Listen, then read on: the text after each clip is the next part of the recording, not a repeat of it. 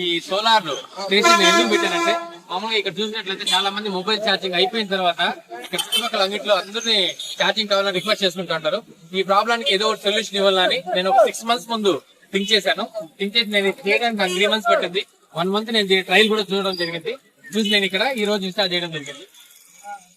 దీన్ని మన ఎమ్మెల్యే గారు వచ్చి ఈ రోజు ఇనాగ్రేషన్ చేయడం చాలా హ్యాపీగా ఉంది.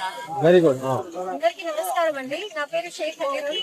ఈ రోజు అయితే నేను మదనపల్లి యూనిట్స్ తరఫు నుంచి సార్ దగ్గర ఇంటర్న్షిప్ కోసం వచ్చాను. పవన్ ఇంపవర్డ్ సొల్యూషన్స్ వచ్చారు ఇంటర్న్షిప్ కోసం. సార్ అయితే చాలా ఇన్నోవేషన్స్ చేశారు. దాంట్లో భాగంగా ఇదైతే ఈ రోజు సబ్స్టేషన్ అనేది ఇన్నోవేషన్ చేయడం జరిగింది ఎమ్మెల్యే గారి చేతి ద్వారా. సో నాకైతే ఇది చూసి నాలుగు అమ్మాయిలకి ఇది చాలా ఇన్స్పిరేషన్ అన్నమాట.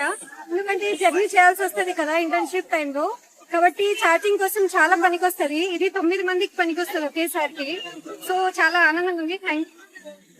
నమస్కారం, నా పేరు నేను మదనపల్లి నుంచి వచ్చాను.